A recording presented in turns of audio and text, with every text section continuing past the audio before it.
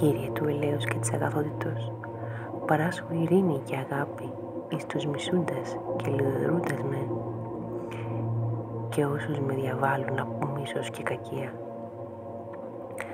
Δώσε μετάνοια και έλεος, ώστε να κατανοήσουν τα πάθη της ψυχής τους.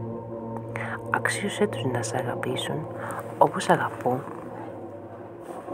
και να ζήσουν στην αιώνια βασιλεία σου ως φώτα, για να δοξάζουν αιώνια το Άγιο όνομά σου.